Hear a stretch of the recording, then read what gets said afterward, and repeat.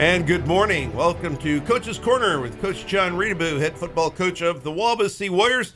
We'll talk all things football this morning here on 93.7 FM, The Mix. I'm Bill Dixon alongside Michael Casey. Coach Reutebuch, let's start with last week's contest. We haven't had an opportunity to talk about that yet, as the Wawasee Warriors traveled twice to Concord in what may be the oddest football game I've ever been a part of.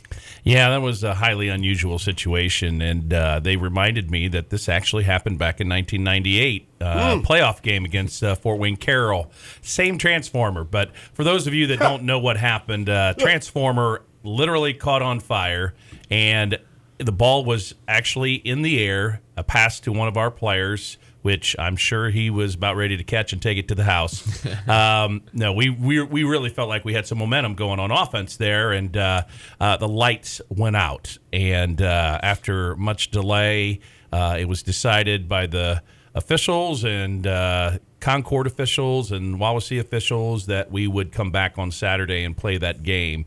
And you want to talk about a hard turnaround, and it's for both teams, the situation, and that's what I try to push to our kids. This is not just you doing it. Concord has to do it too, and yes, we do have to travel, but you play Friday night, half and part, most of a third quarter, and you got bumps and bruises, and you get tight the next morning. That's why we do the bumps and bruises workouts in the morning on Saturday to get the lactic acid out and try to work all that stuff out. Well, we got to get them ready for a ball game, and so Brady Nyland, our strength coordinator, did a great job of getting them loosened up and ready to go, and we felt like we got there in time to get ready for the game, and we just could not overcome ourselves in some of our mistakes. So the interesting thing that if people are tuning in, they're like, yeah, well, we played on Friday and then we went back up on Saturday. Interestingly enough, when that transformer kind of caught fire, we were actually still on the air. And while we were still on the air, the scoreboard was working, the play clock was working. There was a few other things that were working. I think the Bikeman Performing Arts Center had their glow sticks, or their new Performing Arts Center. Yeah. The other side over too on the parking lot, I even referenced to Bill. I said maybe we could go over to the parking lot. They've got numbers over there for the band. Worst case scenario. I don't think we got too many chuckles on that. There was a lot of scenarios played out on what we could do, and one of them we tried to get them to come to Wawasee. Yeah. Come on down. We got a nice field. It's a beautiful morning. Come on down to We'll turn the lights Syracuse. on for you. Yeah. Come on down to Syracuse. We got a nice field ready to go, and we don't have to worry about our power bill. We paid ours, so I just threw that in there for him. But again, life throws you curves. 2020 is a great example of that, and that's how we try to approach it. That hey, that it is what it is. We're lucky to be able to play football. The situation is we couldn't finish last night. We got to go back and finish the game. Let's try to make a positive out of it and get something going, the next day on Saturday. And unfortunately, we couldn't get that going. But you know what? Concord's got a pretty good defense. I mean, they're no slouches. Their only loss this year is to Northwood, and I think being out a certain time that they had to be out where they didn't have a scrimmage in their first game, kind of put them behind a little bit, but I think they're rolling now, and, they got a lot of positive things. So don't take anything away from Concord. They're a good team, and we're not there yet. And I think a lot of people, we're hoping that, second year we got it all turned around. We're gonna run the table, and it's obvious against certain teams in the NLC, which is a great conference, that we're not quite there yet. We're making progress, we're making steps, but we're not there yet. So, good learning situation for kids. Expect the unexpected, react well, and our kids did play hard. No doubt about it. And it provided us with some unique opportunities for the JV, because the JV played right after the varsity for a half.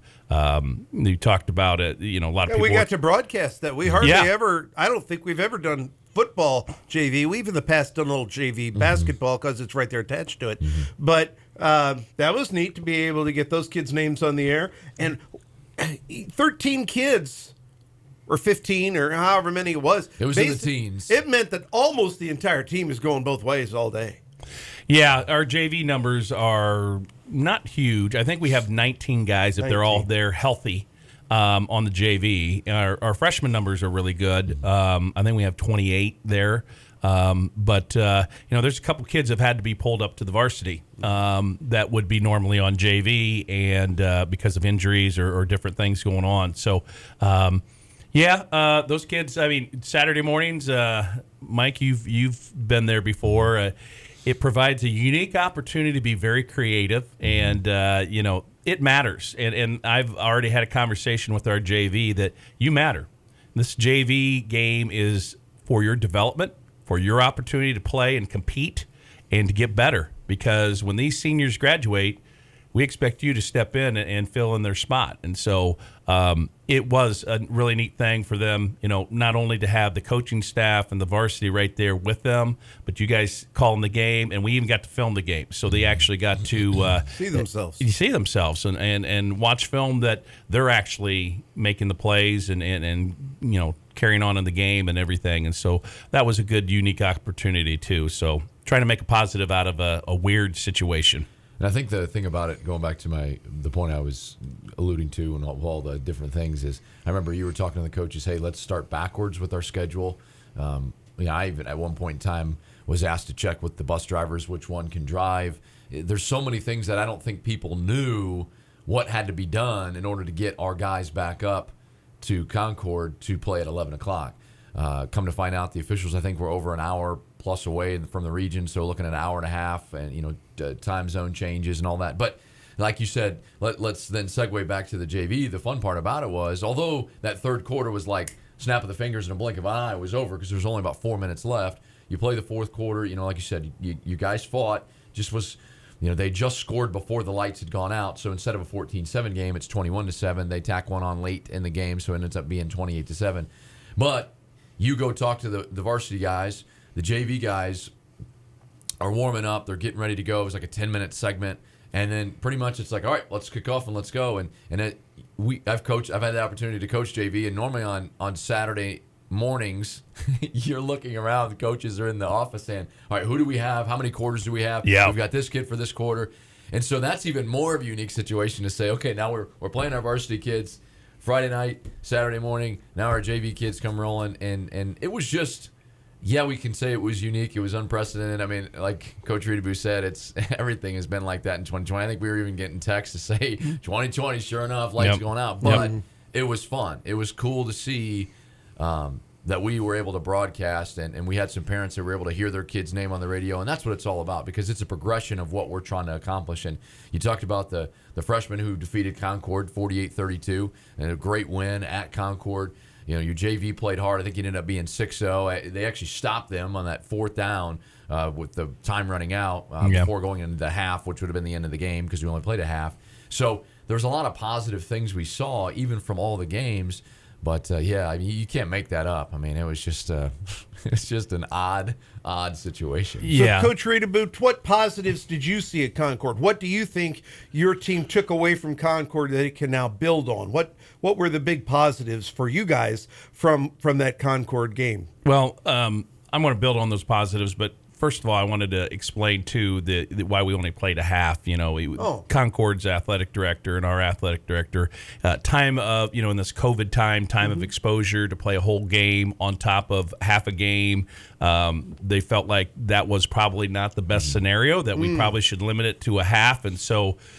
Everybody, we thought it had to do with quarters. Yeah, and honestly, that's the first time I've heard that. So that's good to know that's probably why they. That was the reason why, and we did have some people ask that, and so that was the whole point, and that was something that was figured out by Concord and Wawasee together. And kudos to Concord. They handled a weird situation very well, and kudos to our people for, Mike mentioned, we planned it backwards. A lot of logistics go in. Our own Jeremy Van Loo had to drive the bus up in the morning and things like that. A lot of people join us in the booth. Although he didn't get on the air, he was kind of like the outside guy looking in, telling us what to say. No. Yeah.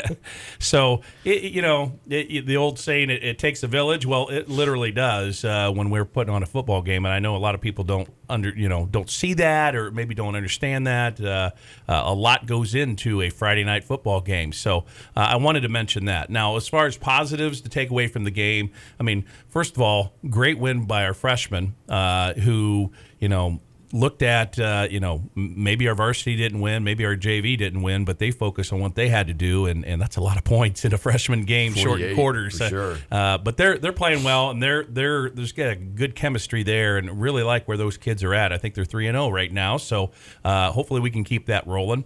And as far as the varsity and the JV, the varsity, I showed the score last year and the previous year of the progress we're making and how the expectations have changed, where we are unhappy, with a 28-7 loss. We are, the guys were visibly upset, and they were mad at themselves. They, it hurt them, and that's what you want, because that means it matters, And I'm not saying the kids in the past didn't care, but, previous year we gave up 43 points.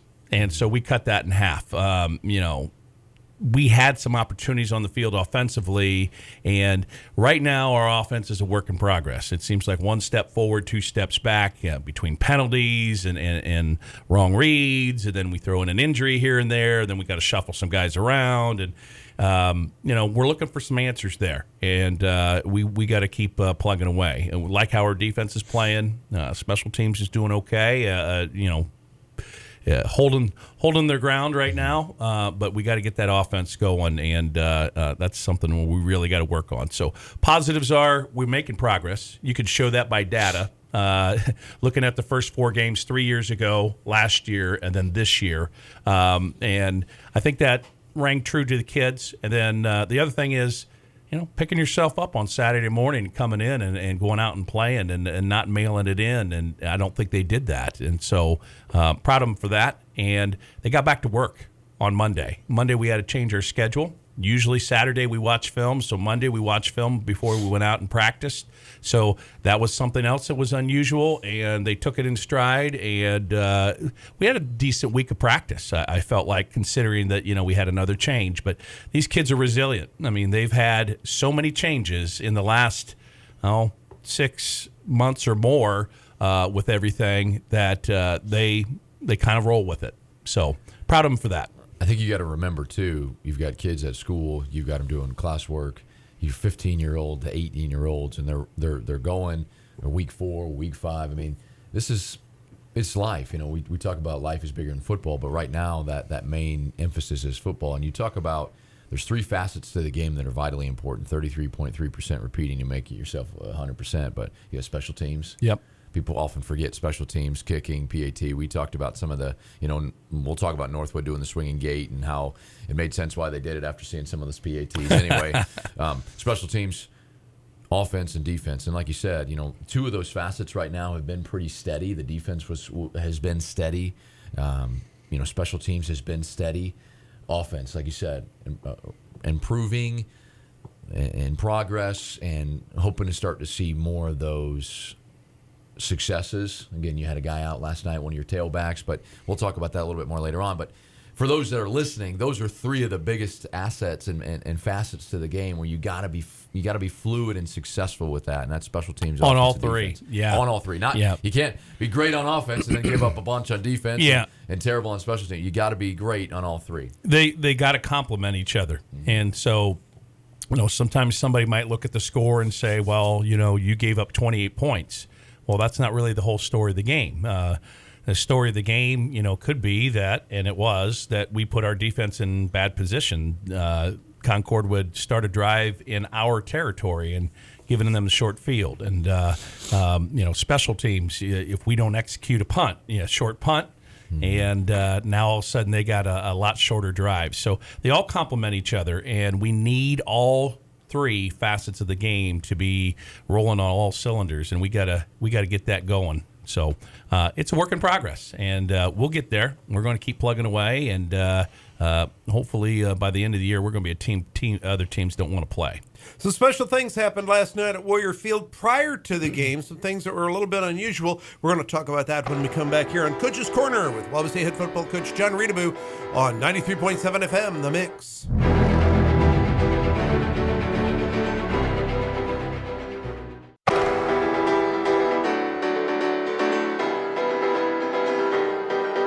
And welcome back to Coach's Corner with Wawasee head football coach John Reutebuch. I'm Bill Dixon, Michael Casey alongside Coach Reutebuch. We had a rather unusual event occur before last night's football game at midfield. Hoping you can talk a little bit about that. Well, I guess I can start with earlier in the week, a good friend of mine, Norm Sellers, who's the athletic director at Northwood, kind of informed the close family and friends that his wife's been battling cancer, and she, beat it. And they just found out recently that she has cancer in the lungs, and I just was looking for something that I could do to show support and in her fight against cancer.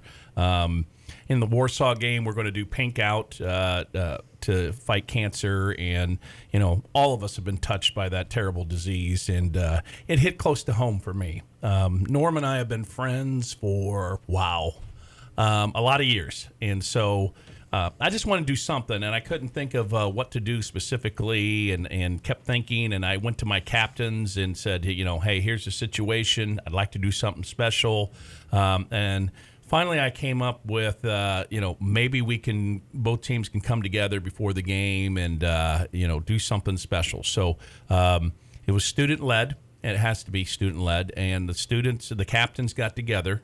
Northwood's quarterback, newcomer, and our quarterback, Young, know each other from baseball, and so they got together and kind of figured it out. And prior to ever showing up at the field, yes. They have their, the kids these days, they have their each other's number, and they're texting back and forth and things like that. So kudos to Northwood's superintendent, head football coach, football team. They made it happen, and our kids made it happen. And so before the game, right before kickoff, both teams came to the center of the field in a prayer circle to say a little prayer for Kim Sellers, and then also for the health of everybody in the game. And it was a really neat thing. Mike mentioned earlier that it's bigger than football, and it's a life thing. And I'm really proud of our kids. They did a great job with that, and I'm really proud of Northwood. The two communities are really close. A lot of people know each other and things like that. And so to be able to do a special thing like that, and then go out there and be able to play the game that we love and enjoy that, that's a great combination. And just really, really proud of how it all came together. I think a lot of that, too, is the maturity. You brought that to the captains, again, student-led, and the maturity of our young men, and they kind of came up with the idea. I think that this would be best for this situation that you've brought to our attention. And, we kind of described it as it was going on. We kind of prefaced it before it happened, and then, if you were watching on CPG-TV, and you could see as the Wawasee team kind of entered the field, getting closer to the 50-yard line, kind of waved over the team, and everybody kind of circled up, and it was kind of, I wouldn't say more merged together, which was really, really neat because you've got the protocols and all this stuff, but really this life is so much bigger than football, as we've mentioned a few times already, and just to see, you see that, and it just gives you chills, and in a good way. That there are some really good people out there that care about others more than the game, more than a touchdown, more than a big play. And that, we even referenced it on the radio, that was seen by the stands. A good contingent on both ends. Northwood travels well, and Wawasee had some good fans in the stands with the students there. And kind of that standing ovation, just to almost pay respect to the kids for thinking of that, but also to pay respect to the individuals that were being prayed for and the whole process. And it was just really cool. I don't really know how you want to break that down or shape that or describe it, but it was just really, really cool. And I think we said that. I said neat probably 17 times, but it really was. So yeah, it's great to have that opportunity, and both Wawasee administration, Northwood administration, and the kids. The kids made that happen, and that does show a great maturity and a life lesson. We love to play the game, but that's life. And so, just a little thing to show support and, even through this whole COVID thing, all the football coaches, they're all dealing with the same thing, and we're in this thing together, and we got to do what we got to do to, have a season and be able to play and keep kids safe and healthy and things like that. So, just a little something that we can do and makes you feel good about things a little bit just for a second. And our prayers are still out, for the Sellers family and what they're going through. I think it's indicative of a real serenity of community that we have in our area. There was a situation not dissimilar from this at Fairfield, which they responded to this way. I can remember a basketball game we had at South Bend Riley, where we took this to Riley. And there was some activity like that beforehand, but we brought it to them. It's a real opportunity, and I'm not sure it comes from I don't see other parts of the state doing things like this. I see our schools in this area doing things like this, but it's really unique to our little part of the world. It's such a I don't want to say a lesson to be taught, but it's important to understand that there are realities that we face that are difficult to digest, and that would be one of them. I mean, as you had mentioned, John, you said that she had beat it, and now it is come forth in a different light. I mean, that's a huge gut punch. Yeah. And you had even showed me. We don't need to go into the details of it, but you had showed me that Norm actually reached out to you, as you guys are friends from a long time. He'd reached out and made a nice text to you, and I think that's.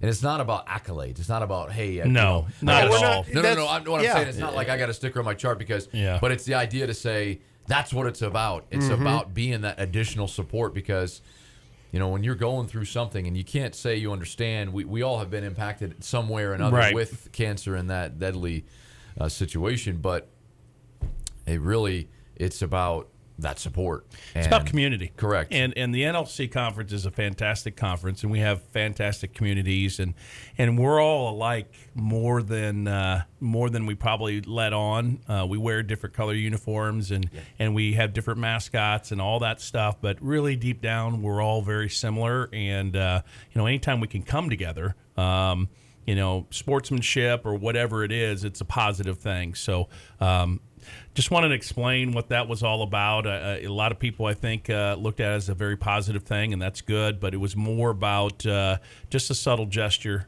from our team to their team, and our family to their family, community to community. So we were glad to be able to have the opportunity to do that. I really appreciate you explaining that, and we'll kind of segue into something a little bit different now, if you're okay with that. Yeah, but I'm fine. I thought that was good to do.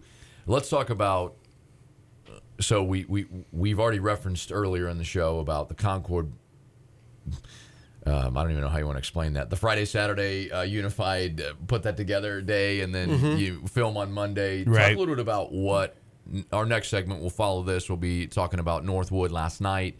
Talk about what the week preparation was for the team this week. So you watch film on Monday, obviously different than what you normally do. You bumps and bruises on Saturday. Right. Talk about what the week looked like going into the game last night. Well, kids are routine. They like routine. They like to know what to expect. And so when you take something out and messes up their routine, they have a hard time with that sometimes.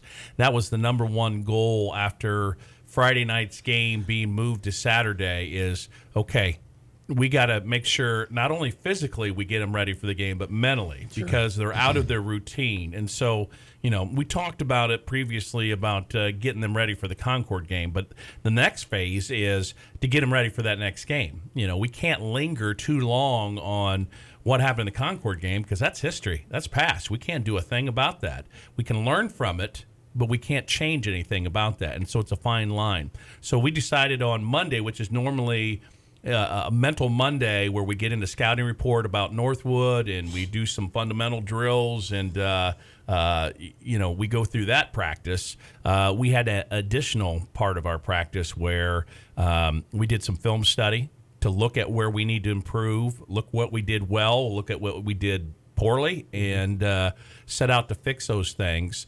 and then transition in the very same practice when we went out on the field to, okay, now here's the scouting report for Northwood, and going through everything they do offensively, everything they do defensively, everything they do special teams wise, and then get some fundamentals and techniques in there as well, which we always need, we constantly need. And that's not unique to Wawasee. That's right. NFL, college, every level. Technique and fundamentals are very, very important, and it's something you got to continue to stress throughout the season. And so that's what Monday looked like. Tuesday was more back to normal. We had a really good practice on Tuesday. Wednesday's practice, not bad. It was a decent practice. There was a couple areas that probably could have been better, and there was a couple areas that were pretty good. And then Thursday, you kind of do your dress rehearsal and get yourself ready. And then, Friday Night Lights, we come out and play the football game. For those of you guys tuning in, we appreciate you. Michael Casey alongside Coach John Reutebuch, Bill Dixon here. What a normal week looks like is you got the scouting report on Monday. For those of you guys just maybe looking, you talk about kids are creatures of habit, and they need routine. So too do we. As adults, coaches like that habit of, hey, this is how we do business. This is how we go about it. Tuesdays, if I'm not mistaken, are more focused on the offensive end, and then the back end of practice a little bit. You kind of tie the defense in. Is that right? And then Wednesday, or you want to talk about how that week looks?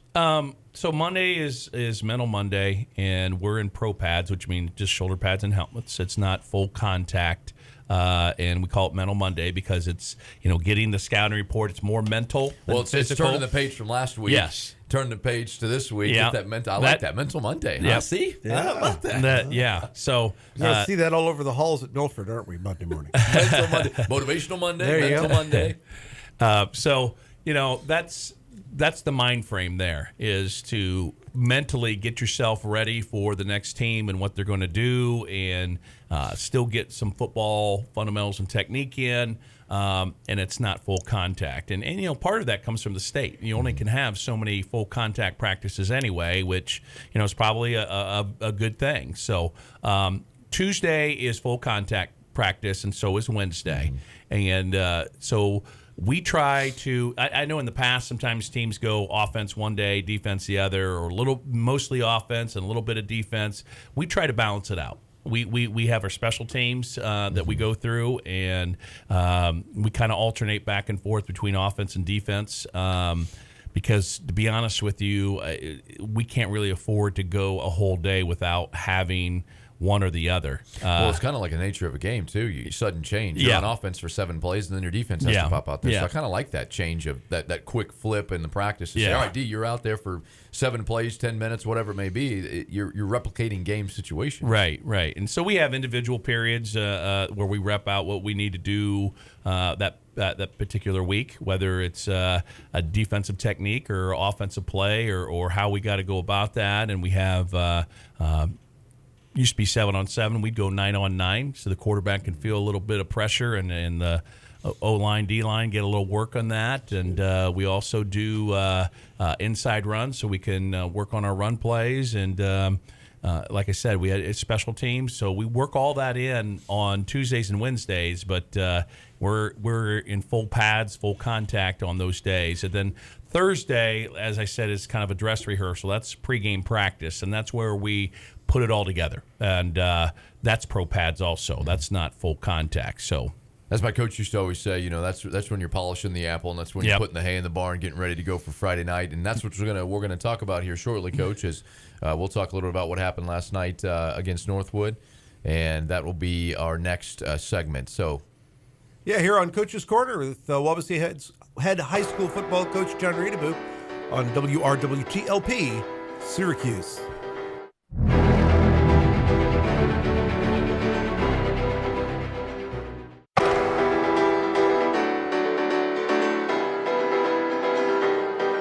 And welcome back to Coach's Corner on 93.7 FM The Mix. Bill Dixon and Mike Casey here with you with the head football coach of the Wawasee Warriors, Coach John Reutebuch. Coach, last night the Wawasee Warriors hosted the always tough Northwood Panthers, and Northwood came to our house, ended up with the victory. Give us your thoughts on the game from last night.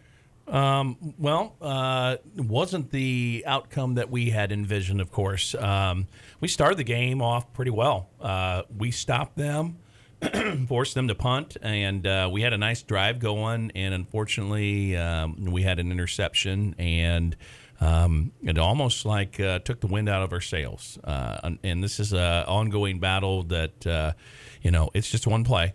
And we have to react better, and it's something we're ongoing working on, trying to change, is that mentality of turning that around. But then they were able to, I think it was the second play of the scrimmage, they got a big 53-yard run from a very quick young man down the sideline, and they got on the board first, and then they ran their swinging gate play, and we had practiced that all week, and we weren't quite in position to stop that, and they got the extra point. So it's 8-0, and at that point, we've been working on this, and so we're reminding the kids, hey, that's just one score. We're all right. Let's come out and get it back. The casual football fan may not be familiar with what the swinging gate is. Yeah. Can you tell us a little bit? Because I don't think I've seen that play in probably 10 years. It's a very unusual, it's an old football formation, but it's also very, very unusual. Well, sometimes some people refer to me as Old Man River because I've been around so long. But I think that was our first segment. I'm not why you're looking at me. I haven't said a word today. I'm looking right at you, that. Mr. Casey. But I've seen that a lot of times over the years. Plymouth used to run it quite a bit, and basically it's a formation on an extra point. I guess you can use it other places in the field, and we did see on film that Northwood had used it further down the field, but it is moving personnel around where they're not usually at, and it involves moving your offensive line all the way to one hash, just having away from the ball, and a couple receivers to the other numbers, and then three guys in the middle, the quarterback, the snapper, and one blocker. And so when you prepare for that, you got to prepare for every scenario. And having special teams in my background and going through Plymouth, and at one time we ran the swinging gate a little bit. And so knew all the scenarios, knew what we had on film, and pointing out this is what else they can do. We got to identify who's eligible for a pass. Because if it's lined up correctly, the center absolutely can be an end and be eligible to get the dump. Absolutely. And you got to be well aware on film that these two receivers are off. That makes that center available. And how often do you see the center going out for a pass? And so identifying those kind of things and what they can do. And except for the very first one, we did a great job of stopping the swinging gate. And that goes into coach's preparation. Coach Zapes and Coach McKee put the guys between, prepared for that. Coach McKee is our special teams coordinator, and Coach Zapes is our defensive coordinator. And just going through that, preparing the kids, and they did a good job. And like I said, we were, I don't know, it seemed like a little shell-shocked after that first score. But after that, we stopped every one of them. And, they struggled with their extra points. And that is one area they struggled with, but they didn't struggle with much else.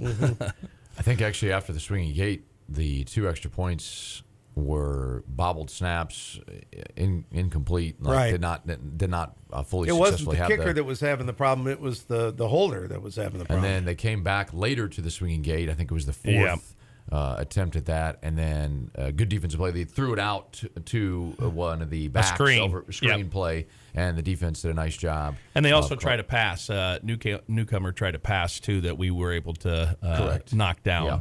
And so, that's an example of the kids were prepared. They knew what to expect when they got in it. Our kids moved right away, and like I said, just that first one, we were just slightly out of position. But after that, we settled into, okay, we know what we're doing, we know what's going on, and so we reacted. So from the oddity and the strangeness of the swinging gate, we go to the new hot thing that Northwood tried to run quite a lot of last night, and that's the flex bone. Yeah. And that's the first time this year we've seen a ton of flex bone. Does that provide you with any different challenges from a defensive side of the ball? A flex bone is where you have two tight ends that are off the line. They're back from the line. It was very reminiscent to me of what Whitco used to run 25 years ago. Yeah, it's actually the And wing I wouldn't tee. say that they're. I wouldn't say they're tight ends because those guys were pretty fast. Tight ends, Yeah. 6'4", Right, they're more like yeah, flanker yeah, backs. they were quick. They have some good athletes over there. They do, and it's the wing tee, and it is what Whitco ran. But Northwood has their own blend of wing tee. But the bottom line is, in the wing tee, you got a lot of misdirection. You got a lot of overload of blockers. They would have 4 guys shift all at the same. It was like the 4 horsemen in Notre Dame. Yeah, it was yeah. nuts. Yeah, and that takes a lot of practice time and a lot of coordination to get that all in place and not have penalties and not have turnovers. But the wing tee is, you get defenses flying side to side, then all of a sudden you pop a pass over the top. And so you mentioned the flex bone, and that's what Warsaw and Mishawaka run. It's like the academy offenses, the Air Force, Navy, Army. It's a little bit different than that. And Northwood's brand of wing tee involves a lot more probably passing than the normal wing tee, and it also involves a lot more shifting around than the normal wing tee. Wing tee usually always has somebody in motion and things like that. But yeah, back when we used to see it with the TRC schools, so it had come in, they were going to run the ball 90% of the time. Yeah. Whitco doesn't have that liability. No. Northwood doesn't have that liability. A much closer to 50-50 mix. But so is that something we're going to see a lot more of this year? Are a lot of other schools picking that up, or is that a one-shot wonder? I wouldn't say the way that Northwood runs it, because a lot of that, you can call that almost a jet sweep. A jet sweep, normally what you would do is have a slot inside receiver run across, and he'd hand it off. It's almost 3 yards. He just turns, and he's already full go. And so it'll be different how Mishawaka and Warsaw run it. But it's a different offense altogether. That's the other thing about the NLC. We got a wide variety of offenses. You got Concord's spread offense. You got Flexbone from Mishawaka and Warsaw. You got the wing tee from Northwood.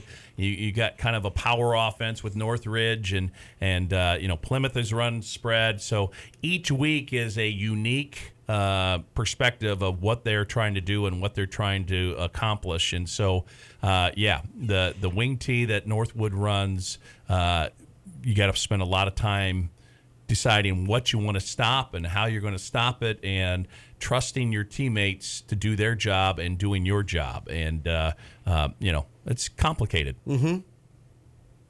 I think last night too, defense played well. The big 53-yard play, some of their passes. We turned the ball over. Very similar to what you talked about last week with Concord. When we turn it over in plus territory for them. Yes. And so they had short field to essentially get to the score, or to the end zone, I should say. But there was times where it was almost, I think even that first drive, we had 2 first downs and then turnover. Yeah, we had some success prior to the turnover.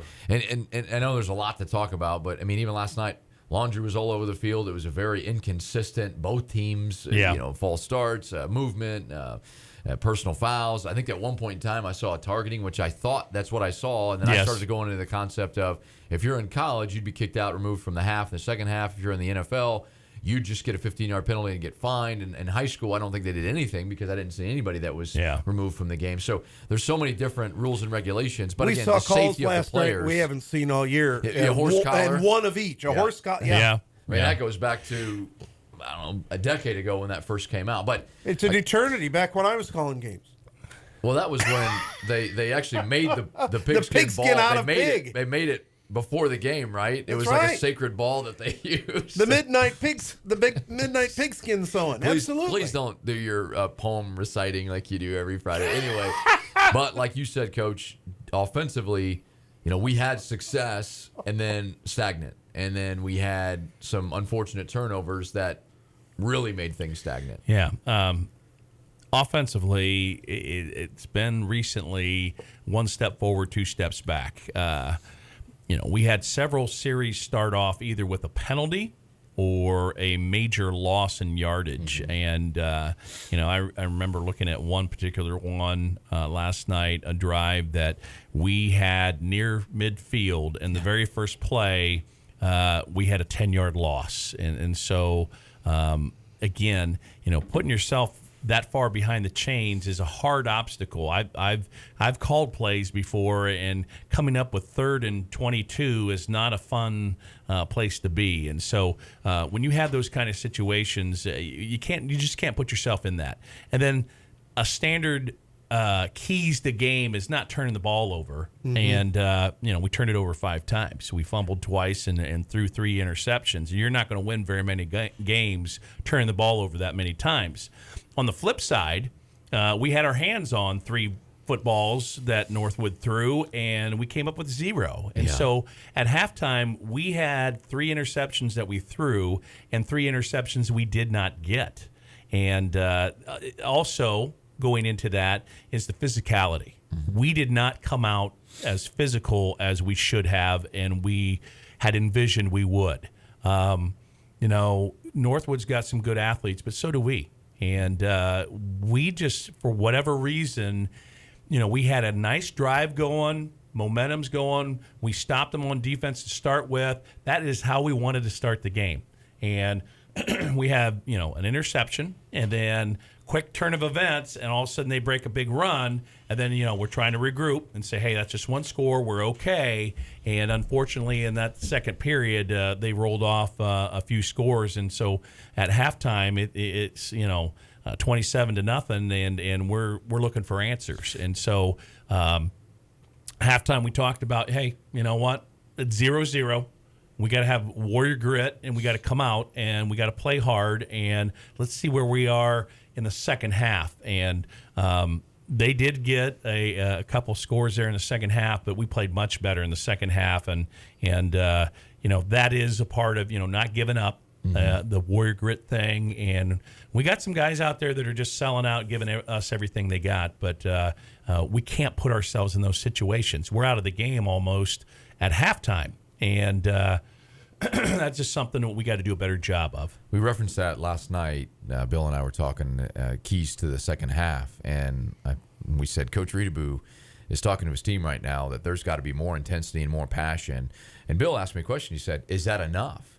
And I said, well, that's kind of like the appetizer, but the substance needs to be, you have to improve the running game like you talked about. You've got to be able to be successful passing the ball, but coming out, we did see a little bit more intensity, and we did see things that were and then all of a much sudden improved. Things start working. Correct. Right. Interesting how that appetizer helps to get that substance, which the dessert would be the win. And I say that to say, it was 5 minutes to go in the first quarter when they scored. It was 9 minutes to go in the second quarter. It was only 14-0. And like you said, when you have 5 turnovers, I don't care if you're LSU last year winning the national championship or one of the best teams in the NFL, you turn the ball over 5 times, you're going to struggle to win a game. And and we even mentioned you don't have a 27-point play. You have to chip away. Even said chopping down, like Greg Schiano used to say with Rutgers, chopping down that tree at different angles. And that's what we saw your guys doing. Unfortunately, it was just it was back into the game, and Lucas Ringler runs as fast as he can. Like you said, one of the fastest things you've seen him to tackle newcomer in the fourth quarter to keep them out of the end zone. I mean, that's the effort. That's the warrior grit. But all players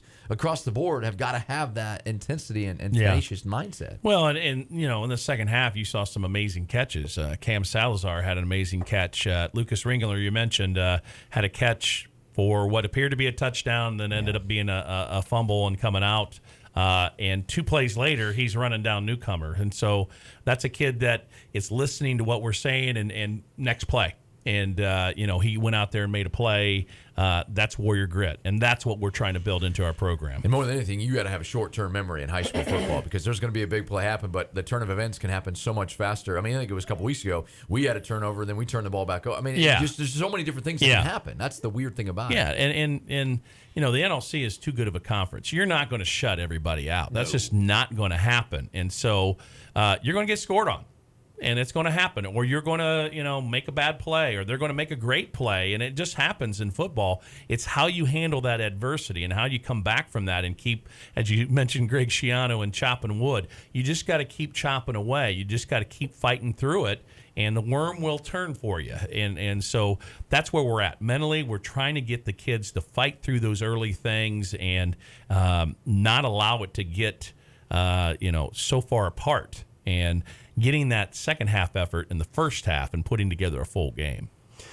When we come back, we'll talk about next week's trip to the rock pile here on Coach's Corner on 93.7 FM The Mix.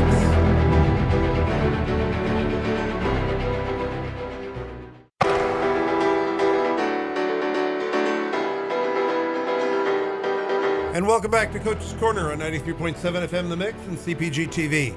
Bill Dixon and Michael Casey, along with the head football coach of the Wawasee Warriors, Coach John Reutebuch. As coach, this next week we get ready to head to the rock pile to take on the Plymouth Rockies. Yeah.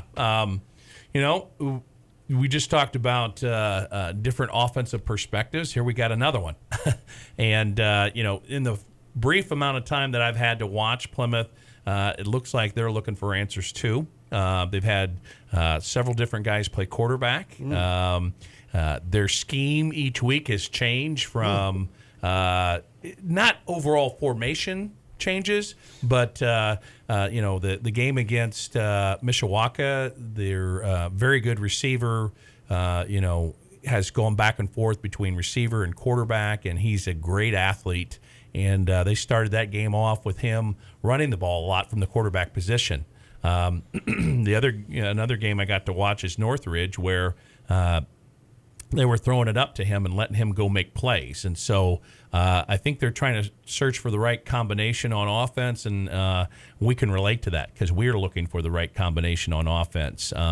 So it provides another unique opportunity of seeing what they're trying to do and trying to stop it. And I'll actually segue in. We'll kind of give you some updated scores last night from the NLC, and I'll just kind of give you an updated standing. So last night in the NLC, on the NLC score, I don't say the NLC scoreboard, from the scoreboard, Concord defeated Goshen 33-0. Mishawaka defeated Plymouth as we are playing this week 39-30. We fell to Northwood, and Warsaw. Northridge has not been scored on all year. Warsaw went to Northridge, the new field that they have, and beat them 27-14. So updated standings. So far, in a normal season, you have played 5 games. Now, some of our teams in the NLC... And everyone will have played 5 games. Everyone will have played 5 games, and some of our teams in the NLC have not played 5 games. For instance, Northwood, that was their 3rd game. That was our 5th game. Right. Due to some, obviously, situation with Elkhart County. So right now, Warsaw is top of the conference 3-0, 4-1 overall. Northwood 2-0. 2-1 overall. Concord is 2-1, 3-1 overall. Conference record: Northridge is 2-1, 3-1 overall. Mishawaka 1-1 in the conference, 1-3 overall. Goshen is 0-1 in the conference, 1-1 overall. Wawasee, we are 0-3, 2-3 overall, and Plymouth is 0-3 and 0-5 overall. And so that kind of leads to the conversation to say, you see Plymouth, who got defeated, I think, the week before by Northridge. They were blanked. I'm not going to 44-0. 44-0. So you see that, they're over, but then you see they play a Mishawaka team who has given up a lot of points this year. Yeah, So defensively, you can't. You got to just be able to say they're going to give up points. But Plymouth puts 30 on them in a tight-ish game as opposed to the week before. So There's a lot of questions to say, what Plymouth will we see? I remember when I was coaching with you, we played against Plymouth. They had a spread offense. They came to town. I think we beat them 40-something, maybe 52-17, I think it was. The next week they went to the T formation. Who knows to say? They could go to the T formation. They could come out 5 wide. I'm sure that you have no idea because you even mentioned they've gone a different formation setting. They put 14 guys at quarterback, different guys. Who knows what we're going to see? But we know we're going to have a tough game on our hand at the rock pile.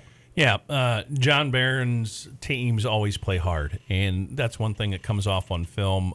Defensively, no matter what the score is, their kids are playing hard, and offensively, they might be looking for some answers, but it's not because of lack of athletes or lack of effort. And so we're going to have our hands full. NLC, there is no easy game. Every game is a challenge, and we have to understand that we're going to have to show up and play well to win a game in the NLC. Now, with that being said, we also have to have the confidence that we can win games in the NLC and we can make plays. And so we get to the point of our schedule here where we have Plymouth next, and then we have Warsaw, then we have Mishawaka, and then we have Goshen. And each game offers a new opportunity to go out and keep improving, and an opportunity to try to get a win in the NLC, and the ever elusive win in the NLC lately. And so Northridge is a pretty good team. They took it on the chin last night against Warsaw, but they're a really good team. And then Concord, they're a pretty good team. I mean, we're talking about two teams that only have one loss on the season, and those losses are quality losses. And then, of course, last night Northwood's a good team, and again, their one loss is a quality loss to East Noble. And so it's not like we're playing bad teams. We're playing teams that are pretty tough, and if you're not on your A game, you're going to struggle to win games. And so right now we're in that kind of stretch where we've struggled a little bit, and we just got to get it back on track and take advantage of our opportunities coming up here in the schedule and turning things around a little bit. But the thing is, even if you're struggling, one big play in a game can totally change that. Absolutely. One big thing in practice, you guys, you talk about senior leadership, you talk about your captains. We talked about what they brought to the table last night with the Northwood community and coming together on the field. That's what we're going to look, and I'm sure as a coaching staff, you're going to look to see, seniors, how are you leading us right now? Because no matter what you do, whether on the field, off the field, sideline, you are modeling behavior. We talked about it last night. Our coaches are modeling behavior for our senior leaders, our upperclassmen, our lower class, or our freshmen, sophomores, and people in the stands are modeling what they see on the side. We need to have that stepped up even more so now that you're on the meat. I mean, you're 5 games in. You got 4 more regular season games. We're over the halfway point in the regular season. Yeah, so now you're at that point where you're kind of in the sludge and the drudge of the season. I mean, there's some bumps and bruises. You're feeling it. But now's the time to realize this is it. If I'm a senior, this is it. Yeah, and you're right. And it's funny that you mentioned that, because last night, the seniors, I asked them, about the whole, we talked about the prayer circle and everything like that. But also, I put it in the seniors' hands this week that they need to take more of a leadership role. And so where I usually give the last words before we go out, I had the seniors do it. And, we're more than halfway through. It's the seniors' team. And how do you want to finish the season, and what legacy do you want to leave? And so right now, our seniors, like you said, they got to step up and lead by example and lead by their passion of play. And the other kids got to fall in line with that. And if we do that, we're going to be just fine.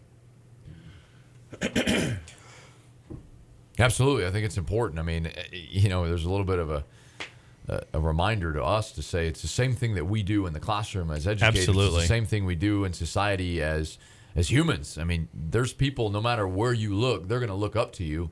And, we know who those captains are. They come to the middle of the field. They get the coin toss. You know who those captains are. And I absolutely love what you said. It's time for you to start take over. I mean, Coach John Reutebuch can't play. No. I mean, Michael K. Bill Dick, we can call the game. We can't go. I mean, I'd love to still play. I mean, I'm 36. I mean, I know you guys are a little bit more experienced in life than I am. Hey, there's a good shot right there. But what I'm saying is you can't play. I mean, you can provide them the best opportunity, the best game plan, but they're the ones that have to execute it. And I agree, and I love the idea that now's the time where your voice, not only your voice if you're not a vocal leader, your example, your proof is in the pudding. Your example, what you're doing on the field is what we want from you. And yeah, we're going into week 6, and you need to start to show that. Yeah. And get it done and do it now. Don't wait. And what you're saying there also brings to mind, halftime we come in and the score's 27-0, and coaches are always trying to look for a solution and how do we fix this? How do we and the bottom line is, in talking to our defensive coordinator and our offensive coordinator, our special teams coordinator, it's got nothing to do with scheme. It's not scheme at all. Our kids were prepared. They were in position. You don't get your hands on 3 interceptions without training those kids to be in the right position. You don't stop the swinging gate, every time but once without putting kids in the right position. So our kids are well coached. We got to get to the point where we're starting to make plays. And like you said, we can't catch those interceptions. We can't make those blocks. We can't make that tackle. And we just got to keep working with our kids to get them better at their technique and their fundamentals. And probably the bigger part of it is the mental part, believing in themselves, believing in what we're doing, and we call it our 111. Doing your job out of 11 guys on the field and trusting that your teammates are going to do the same thing. Once we get to that point, then you have a cohesive unit. And I've always said defense is easier than offense, because defense, you can tackle the football, find it, get it. You can have a guy make up for some guys that aren't, maybe didn't do the right thing. You can have one guy dominate or, make a big difference. That's why those rush ends make so much money in the NFL and things like that. Or a great linebacker can make up for, maybe the D-line getting blocked, or maybe that's their job. But offense is like a choreographed dance. If you have one guy not doing his job, the play's dead. And so that's what we have right now. It's not one guy messing up. It's on this play, it's this lineman. On this play, it's this running back. On this play, it's the quarterback. On this play, it's the receiver. And so right now, we don't have that quite together. And it's not for lack of practice, although, everybody's in the same boat, the whole preseason thing. It's a lack of focus, and it's a lack of really getting down to what is important. And on every play on offense, you got two things to think about. And I stress this all the time. What's your job, and what's the snap count? And we're struggling with the snap count. We can't go on two. We're the ones jumping, and that's a weapon. That's how you keep defenses off guard. We want to go on first sound, and I'm not trying to throw any players under the bus, but our quarterback wasn't ready. And I mentioned earlier about we have the ball in great field position, and the first play we have a loss of 10 yards. That's what happened. It wasn't ready for the snap, and we've had situations where we've snapped it on the wrong count and things like that. Those are all fixable things. Those are all things that we can fix. We just got to get our mentality right to where we're focused on what we're doing, believe in what we're doing, and then just go out there and execute.